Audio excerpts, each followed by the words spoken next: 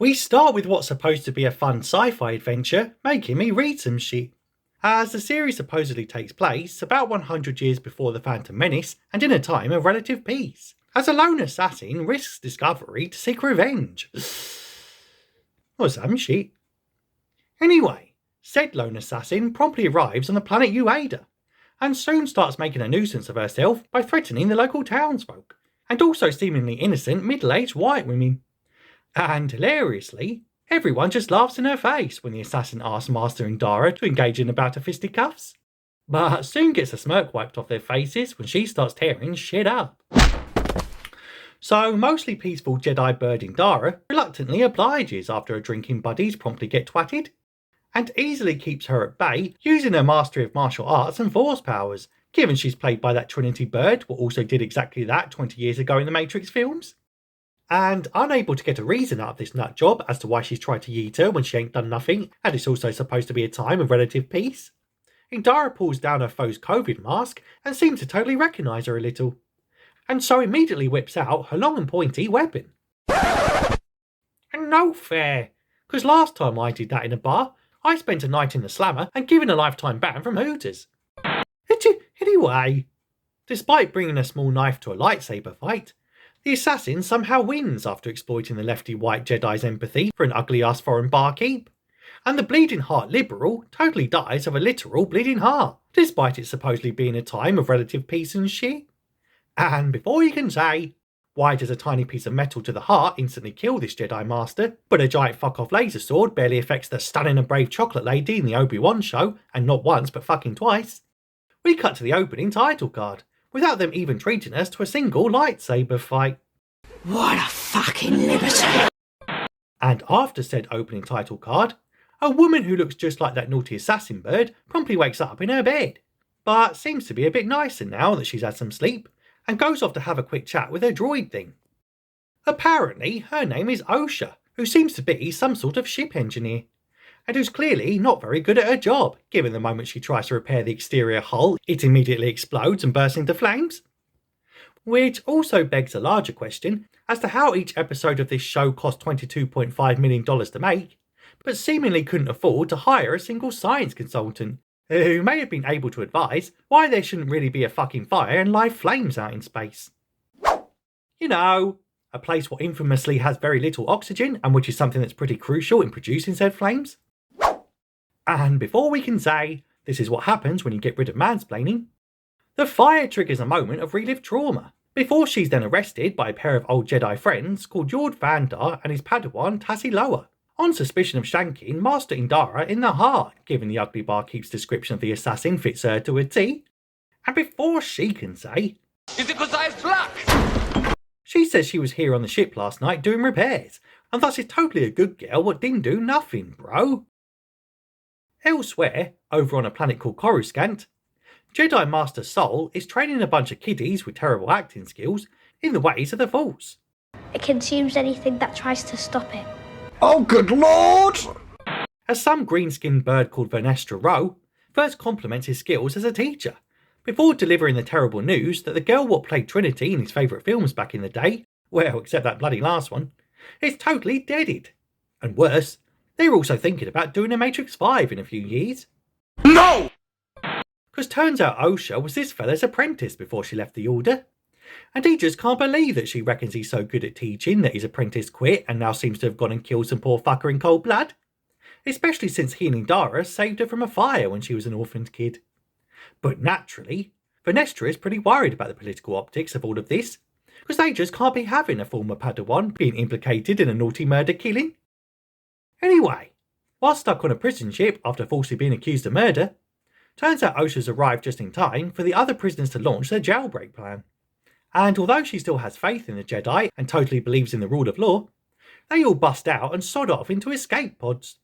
And because she's also a bleeding heart liberal, she stays behind to save a remaining prisoner from getting snocked to death, but not in a good way. But he hilariously panics and takes the last lifeboat, leaving her to crash land alone on some random ice planet. Lol, don't you just hate it when that happens? Back on Coruscant, Master Sol gets a visit from Jackie Long, who promptly bollocks him for staring at old holograms of little girls all day, Cause getting all sentimental and nostalgic about Osha's time as his Padawan is proper creepy, bro, and you're making us all look like a right bunch of pussy old melts. But he just says memories are lessons, girl, and if you don't meditate on the past, then you're doomed to repeat it. Now stop patronising me and totally shaming me about my hologram habits, and shut up about it already. And after they recover that prisoner, who was getting sucked off by that alien space hugger thing earlier, and who repaid being saved by stealing the only means of escape, they learn that she's crashed on a planet called Karlak. And naturally, he totally wants to go retrieve his long-lost apprentice bird, what walked out on them and is now making him look bad by killing his former colleagues and shit. So Vernestra insists he takes Jackie and Yord along with him, given he clearly can't be trusted to be a positive influence on young women.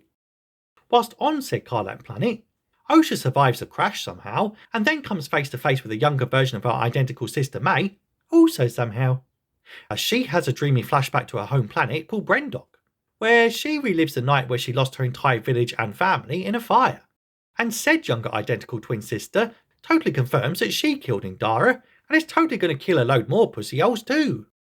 On the way over to Karlak, Sol says he first took the kid in 16 years ago, after Osha's little sis started the fire, what burned her village down and got everyone killed, including herself apparently. And he saw her die, so he's completely and utterly sure that she's totally dead, bro. Now shut up about it already. And as the gang arrive on the planet, Osha runs off into the frozen wasteland with just a tiny jacket on what don't even cover her forearms. But is soon reunited with her ex-Jedi Master, who saves her from falling off a giant fuck-off cliff just with his mind powers. And he's well happy to see this young lady, what he keeps a hologram of in his pocket because reasons. And he totally believes her when she insists that he was her dead twin what killed his mate Indara and did a bunch of bad things. Okay. And we end with an ominous voice talking about how best to kill a Jedi, mainly by using an acolyte to destroy everything they love and shit. And that's it. That's the first epi. Though my favourite part was how they cast screen legend Carrie-Anne Moss, but was clearly so expensive that they couldn't afford to give her more than 6 minutes of screen time, nor even a single lightsaber battle.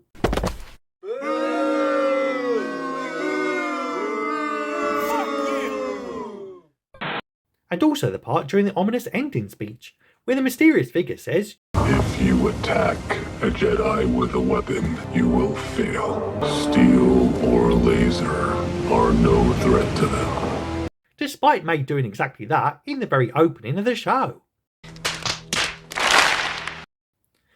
But anyway, on to episode 2. We start in a local Jedi temple on a Lega, as naughty assassin May struggles to beat up a floating unconscious bloke in his own crib. After the opening title card, ship engineer and all-around nicer twin Osha tells Jackie how to do her job and make the ship work better.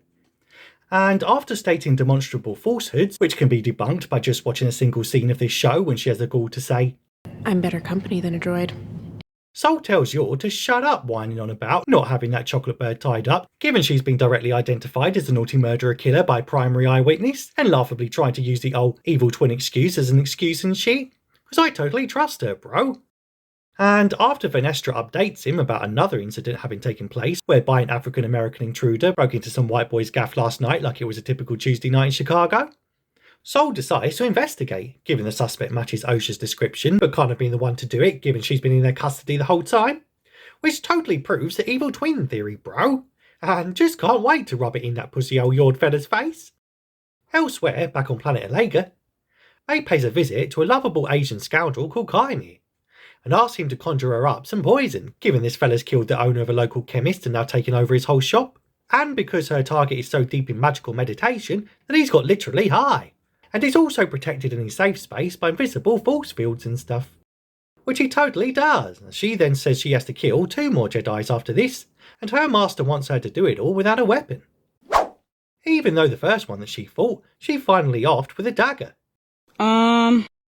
Meanwhile, back on the Jedi ship, Master Sol gets totally mosh about not being able to save both twins on Brendok back in the day. And also bollocks his old Padawan about getting such a shit tattoo after a wild night out on the Source. I got this in CorpSec. It was a crazy night with some of my crew.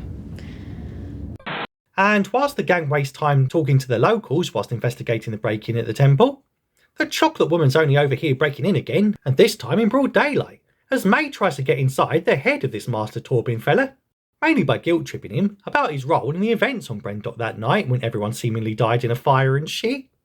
And although he hasn't spoken to anyone in over 10 years whilst floating about in a random temple, he suddenly regains consciousness. And before he can say, "Squatter's rights, yo," he bizarrely asks for forgiveness and then downs a capsule of poison, given he thought they were doing the right thing all those years ago and is now totally wrapped with guilt for some reason, and quickly becomes just another statistic of white male suicide.